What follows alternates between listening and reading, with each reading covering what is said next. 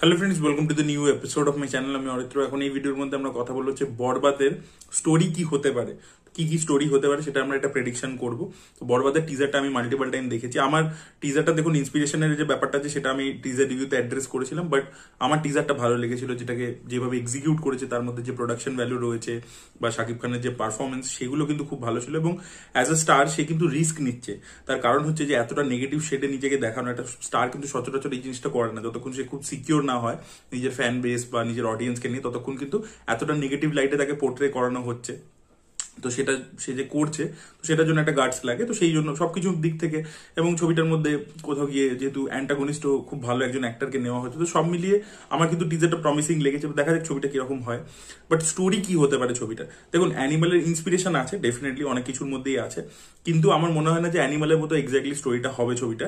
কারণ এখানে ছবিটা কিন্তু মূলত এই প্রেমটাকে রিলেটেড, মানে ইদিকা এবং শাকিব খানের মধ্যে যে প্রেমটা, সেটা রিলেটেডই কিন্তু, মানে ছবি যে মেন ইমোশনটা, সেন্টার ইমোশনটা, সেটা হতে চলেছে। অ্যানিমালের ক্ষেত্রে কিন্তু ওটা বাবা ছেলের সম্পর্কের উপর পুরো ছবিটা দাঁড়িয়ে ছিল।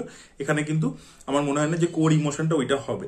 এবং এখানে গল্পগুলো অনেক রকমের হতে পারে। যেটা সবথেকে প্রথমে যেটা স্ট্রেট ফরওয়ার্ড একদম ন্যারেটিভ হতে পারে, যে ইদিকাকে মেরে দিয়েছে। হয়তো শাকিব খান খুব একটা ইনফ্লুয়েন্সিয়াল ফ্যামিলির ছেলে, এবং হয়তো বড় বিজনেসম্যান হতে পারে, বা হয়তো তারা মাফিয়াই, ঠিক আছে। এবং শাকিব খানের বাবাকে আর কি কাবু করবার জন্য তাকে, মানে ছেলে আর কি তার সব থেকে বড় তুরুপের দাস। এবং দেখবেন একটা ডায়লগও আছে ভয়েস ওভারে, যে আমার মা হয়ে লজ্জা করে, তোমার বাবা হয়ে লজ্জা করে। তো বাবা তো অ্যাকচুয়ালি হয়তো মাইট বি, আমি দেখবেন কালকেও বলছিলাম টিজার রিভিউতে, যে হয়তো ছেলেকে এনকারেজ করে এটা করতে। ছেলে আছে বলেই ওর পাওয়ারটা পুরোপুরি।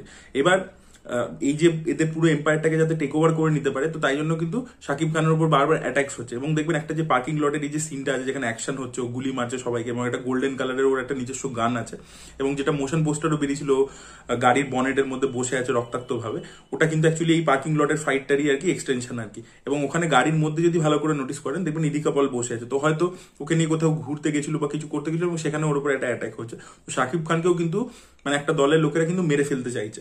এবার সেটার মধ্যে হয়তো মানে ওই দেশের আর কি ইনফ্লুয়েন্সিয়াল লোকজন, মানে সেটা বিজনেসম্যান হতে পারে বা মন্ত্রীরা হতে পারে। কারণ একটা আমরা নিউজের ফুটেজ দেখতে পাচ্ছি, সেখানে কিন্তু লেখা আছে যে প্রচুর মন্ত্রীদের ডেড বডি পাওয়া গেছে, এবং শোনা যাচ্ছে এই যে আরিয়ান মির্জা যে ক্যারেক্টারটা, যেটা শাকিব খান প্লে করছে, সে কিন্তু এদেরকে মেরে ফেলেছে। তো সেটা কিন্তু বলা হচ্ছে। এবার শাকিব খান হচ্ছে যে, যেটা বললাম যে এই গ্যাংটার আর কি ফেস, সেই হচ্ছে সব থেকে বড় স্ট্রেংথ। এবার তাকে সরাতে গেলে এরা হয়তো, যে যারা অপোনেন্ট দল আছে, তারা যিশুদাকে হায়ার করে আনছে, এবং তারপরে একে আর কি একটা মানে ভুলভাল কেসে ফাঁসিয়ে দেওয়া হচ্ছে। সেটা হচ্ছে যে ইদিকা পলকে মেরে দেওয়া হচ্ছে, তাকে ধর্ষণ করে মেরে দেওয়া হচ্ছে, এবং পুরো দোষটা আর কি শাকিব খানের ঘাড়ে চাপিয়ে দেওয়া হচ্ছে। এবং তারপরে কিন্তু মানে সাধারণ মানুষের মধ্যে জিনিসটা ছড়িয়ে দেওয়া হচ্ছে, যাতে পাবলিক সাপোর্টটা এদের থেকে পুরোপুরি সরে যায়। এবং আমরা দেখতে পাচ্ছি যে সাধারণ মানুষ রাস্তায় নেমে পড়েছে, হাতে প্ল্যাকার্ড নিয়ে প্রোটেস্ট করছে, করছে। তো শাকিব খানের এখান থেকে এবার ও, এবং ওকে মেরেওছে, মানে খুব খারাপ অবস্থা। এবং সেখান থেকে ও কাম ব্যাক করবে, কি করে মারবে, যিশু সেনগুপ্ত থেকে বদলা নেবে, এবং যারা যিশু সেনগুপ্তকে হায়ার করেছে তাদের থেকে কিভাবে বদলা নেবে, সেটা নিয়ে হয়তো বাকি ছবিটা হতে পারে। এবং শাকিব খানের একটা কামব্যাকের পোর্শন তো রাখতে চলেছে। মানে একটা টাইমে কিন্তু যিশু সেনগুপ্তর কাছে সে প্রচন্ড মারধর খেতে চলেছে, এটুকু শিওর।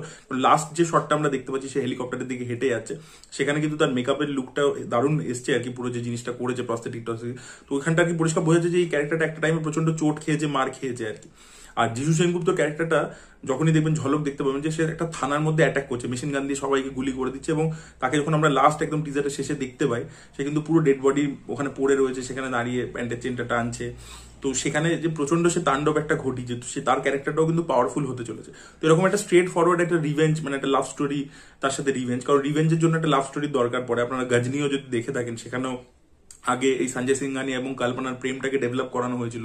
পরবর্তীতে আমরা দেখেছিলাম যে সেটা পে অফটা আর কি, যখন আমির খান গজনি, মানে গজনির কাছ থেকে বদলা নিচ্ছে, সেখানে তখন আমাদের ওটা ভালো লাগছে, বিকজ ওই লাভ স্টোরিটাকে মানে স্পেস দেওয়া হয়েছে। Same goes for this film also, যে আগে ইদিকা এবং শাকিব খানের প্রেমটাকে দেখাবে। হয়তো শাকিব খান প্রচন্ড অ্যাডামেন্ট, রুড একটা লোক, কিন্তু ইদিকার সাথে প্রেমে পড়ে ওর মধ্যে একটা ট্রান্সফরমেশন আসবে। কারণ দেখবেন এই টিজারটার মধ্যে একটা শর্ট আছে, তো ইদিকাকে যখন জড়িয়ে ধরছে বা ইদিকার দিকে ছুটে যাচ্ছে, তখন কিন্তু খুব মানে খুব ভালনারেবলি ডাকছে ওকে। তো ওই ক্যারেক্টারটা হয়তো এই মেয়েটির আশেপাশে এসে তখন আর কি খুব নর্মাল হয়ে যায় আর কি। এবং তখন ওর রাগ, এই যে ভায়োলেন্স বা সবকিছু সে ছেড়ে দেয়। সেটা দেখা যাক সেটা কি হয় ক্যারেক্টারটা। এবং তাকে এরকম ভাবে ফাঁসিয়ে দেওয়া হবে, এবং ইদিকার ক্যারেক্টারটা মারা যাবে, তার সাথে ধর্ষণ হবে, এবং সে মারা যাবে, এবং শাকিব খান তবে বদলা নেবে। এটা একটা গল্প হতে পারে।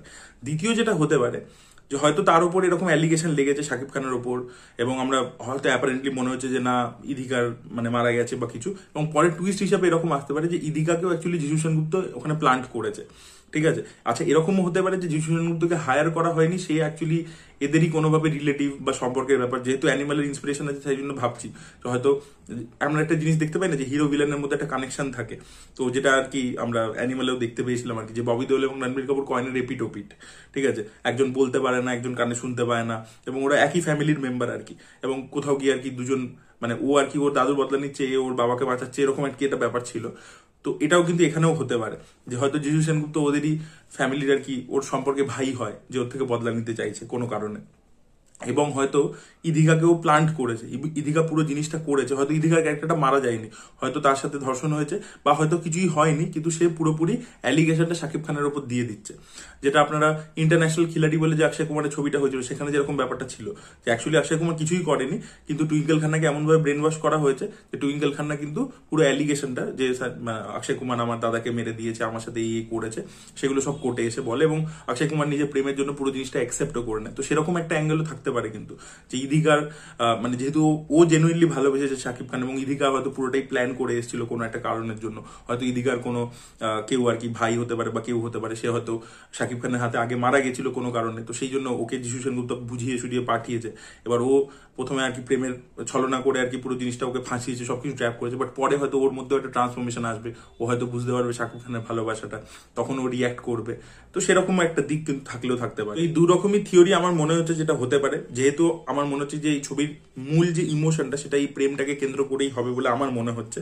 তো দেখা যাক সেটা কি হয়, নাকি এখানেও আর কি মানে ডাইরেক্ট আর কি ইন্সপিরেশন অ্যানিমালের মতো থাকে, যে বাবা ছেলে সম্পর্কটাকে ওরা দেখায়, কি হয় সেটা লেটস সি, কি দেখা যাক। ছবিটা তো ঈদে রিলিজ করছে, বাট টিজারটা কিন্তু যথেষ্ট ইমপ্রেসিভ ছিল। আপনাদের এই ছবিটার গল্প কি মনে হচ্ছে অবশ্যই কমেন্টে জানাবেন। এই ভিডিওটা ভালো লেগে থাকলে লাইক করুন, শেয়ার করুন, চ্যানেলকে সাবস্ক্রাইব করতে ভুলবেন না।